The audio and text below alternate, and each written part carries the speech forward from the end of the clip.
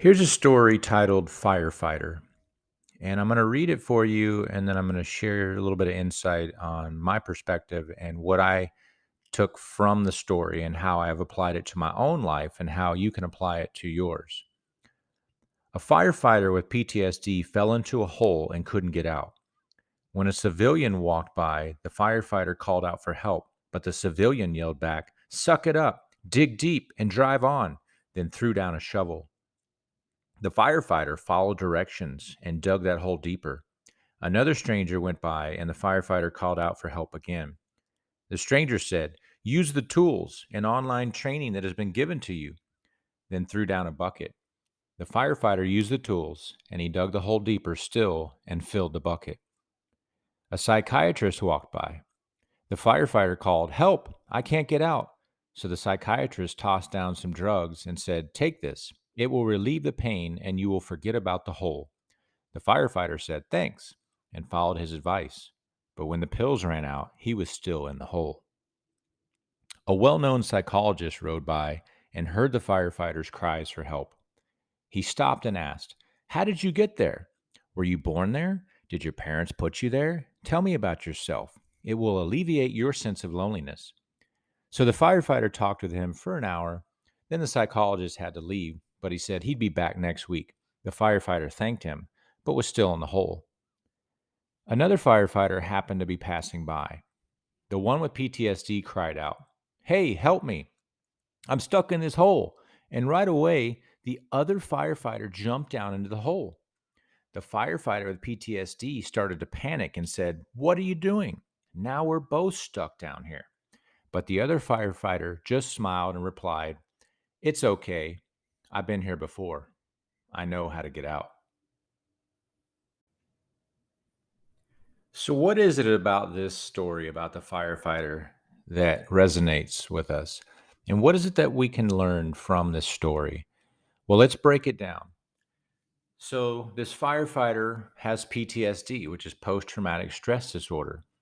And many of us suffer from PTSD in one way, shape, or form from something that happened to us that we have not been able to heal from. And our body is in a fight or flight response mode, and our blood pressure is elevated, and we're triggered by certain things. And in some cases, we are unable to function in the day to day life, just these basic things that we need to do. And we shut down. We may not even go anywhere. We may not talk to anyone. We may give individuals, maybe romantic partners, the silent treatment because we just don't know how to respond or how to react or what to say. Or we may respond with anger, and we don't want to say something or do something to hurt the other person. So it's easier for us to walk away.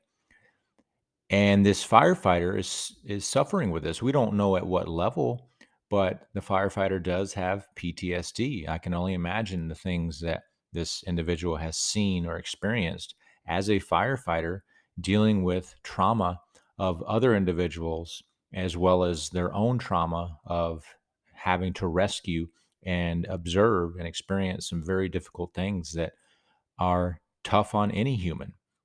So the firefighter falls into this hole and can't get out. Well, it must be a pretty deep hole because they're unable to get out, climb out um, at some point here. And so they're down there, and these individuals walk by, different types of people with different backgrounds, and they offer advice that makes sense to maybe them and how they were raised and the conditioning that they have in their life, how to deal with certain things. And again, we all handle things differently and we come from different backgrounds. So just because we experienced something and responded to something in a certain way doesn't mean it's going to work for you or this individual. And so a civilian, which would just be your everyday average person, walks by with no specific credentials, right? Maybe not a PhD, maybe not a doctor, maybe not a police officer or something to that nature. But this person walks by and they say, "Just suck it up, dig deep, and drive on."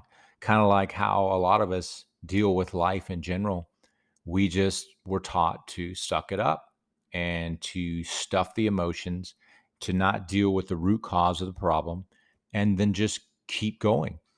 And we know that this is not healthy. And we know that at some point, if you don't release the emotions in a healthy way, you're going to explode. You're going to lash out. You're going to disrupt romantic relationships. You're going to cause destruction in your children's lives, in your friends' lives, in your own life. And you may seek out addiction to deal with the underlying issue that you really don't know what is causing it or how to heal from it. And so just sucking it up is really not the solution. Now, the firefighter says, "Okay, well, I'll give it a shot and see what happens," right? And so they attempt that, and it doesn't work, and so they are stuck even deeper in the hole now. And next, a psychiatrist walks by, and you think, okay, well, they have some pretty strong skill sets to help someone out with a lot of different problems. Let's see what happens. Well, the psychiatrist says, you know what I've been trained to do is write a prescription. And so I'm going to go ahead and give you some drugs that should help you deal with this problem. Well, we know that drugs only mask the problem. They don't get to the root cause of the problem and heal the issue. And that is a big issue in our society, is the number of prescriptions that are prescribed to individuals who are suffering from something such as PTSD. And the only true healing from whatever it is that caused the PTSD is to dig deep, look within, and to face whatever it is and to release it, to work through it, to feel the emotion, and then to replace it with something healthy and positive. And you can do this by sitting down silently in meditation, breathing, facing whatever it is that is hurting you when you are triggered, and think back, reflect back on what happened to you that caused you to respond or to react this way. And you are very likely going to need the assistance of some type of professional who can listen, who can coach you and guide you through. There's a lot of books that you can read on your own. There's a lot of great YouTube channels, podcasts that can also assist you through this if you're trying to do the work on your own through your own self care, self healing journey. Now, we know that the drugs that were prescribed or tossed down to the firefighter were not going to solve the problem. They were only going to mask the current issue at hand. So let's continue on. Well, now a psychologist who is well known and who would typically listen to you and make you feel heard, make you feel safe, make you feel respected. And so they go through the basic premise of asking you some very basic questions and try to understand your situation, help you to understand your own situation, to help you get closer to whatever it may be that got you into this situation.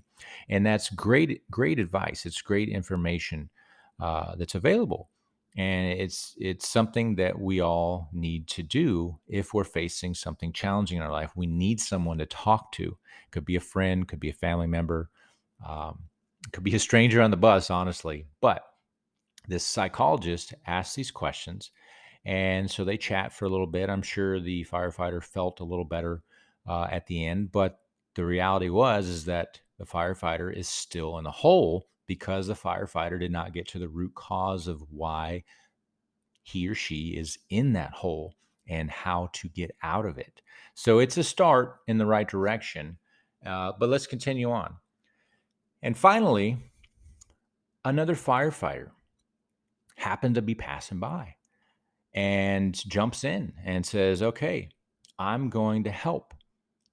Whatever I can do, I'm going to help. So I'm going to get in there with you and we're going to fight this together. We're going to figure this out together. I'm going to support you. I'm going to be a strong foundation, a safe place for you to be yourself. And let's figure this out. And so naturally, the firefighter with the PTSD starts to panic because they're unsure what the future may hold, and they're caught up living fearful of the future and the reality of what they may be doing down here, and they may never get out. And now what are we going to do? Now we're both down here. And the other firefighter who has been through it, who has looked within, who has healed, who has discovered through trial and error in those difficult moments how to move forward in life and heal, says, it's okay. I've been here before. I know how to get out. I'm telling you, this story is so simple, but it's so telling and it's so helpful for us to gain perspective on our own lives because we need others. We need support. We need to be willing to receive the support. We need to be willing to receive the love. If we close ourselves off and are unwilling to receive help from others or support, it's going to be a difficult uphill battle. And the human nature of relationships and the need to interact with others is so innate in humans that if we try to do it on our own, we're very likely going to fail. And this is a great example of another individual who happens to be a firefighter who has dealt with this previously in their own life, says, I'm going to pay it forward. I'm not going to allow this person, another fellow firefighter, to face this alone. I'm going to share what I know. I'm going to coach them through this, but we're going to do it together. And so I know that when I was in my bottom and I wasn't sure where to go or what to do or who to talk to and how to get out of this predicament, that someone else reached down their hand and offered assistance to me to help me, to listen, to guide me, to teach me, to show me, to support me through my own healing journey. And for that, I am grateful and I will pay that forward to the best of my ability. And here's my opportunity. And the moral of this story for me, and I think for all of us listening, is we've got to be there for each other. The division right now in the world, specifically where I live, I know in the United States, is very daunting.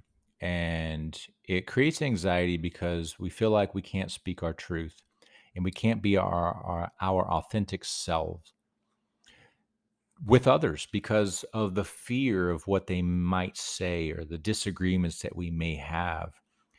And the key for breaking down the division is communication, respectfully communicating with one another, but also listening with intention. And I'm going to reiterate the 5 traits of a humble man. And number 1 is speak your truth with love. You got to be able to express yourself openly and honestly. And you've got to open that throat chakra so you can be in alignment with your energy and yourself and your core values. And you've got to do it respectfully. You've got to do it compassionately. You've got to be empathetic and you've got to be patient because others may not be ready to receive what it is that you're offering or what you have to say from your perspective. And then you want to listen with intention. So as you work through the conversation and you've spoken your truth, you've shared your perspective from a place of love, you want to be able to listen to them and their perspective, and you want to gain some insight from them, and you want to understand, right? You want to listen with intention to understand. And then while you're in this state, you're holding space. That's the third piece. And holding space, creating a safe place for them to be themselves, to share, to open their throat chakra, to be authentic. They want to be heard. They want to be respected. They want to be felt that what they think and what they say is valuable. You may not agree with it, but it is their truth, and your willingness to hear that is powerful. And as you reach out your hand and you are offering up yourself, you're offering up your safety net, right? You're offering up to them something that is going to make them feel loved and secure, and that they're respected, and that you're on the same page, and you desire the same results, even if you don't fully agree with the situation. And number five, in the five traits that define a humble man, be a role model. When you are a leader, you are a role model, you are an example, and you lead by example through your actions. And you speak your truth with love, you listen with intention to understand, you hold space, create a safe place, and you're trustworthy. And if we can all learn from this firefighter who set the example, who was the role model, who took action to help another human on this earth because he or she had experienced it themselves and they knew what to do. And so they took ownership and they took action. And if we can all do that and apply that to our own lives and to those that we love, those that we meet on the street, just think how amazing this world would be and how we would break down any division that we may currently have and work together to come up with solutions. And we're all going to become the greatest version of ourselves. And this country, this world is going to become the best possible version of what it could be by us doing these things and leading by example. Thank you so much. I appreciate you listening. I hope you have a blessed and wonderful day. And when you're walking down the street and you encounter someone who may be struggling in their life, be this person, be this firefighter, set the example. Thank you so much. Till next time.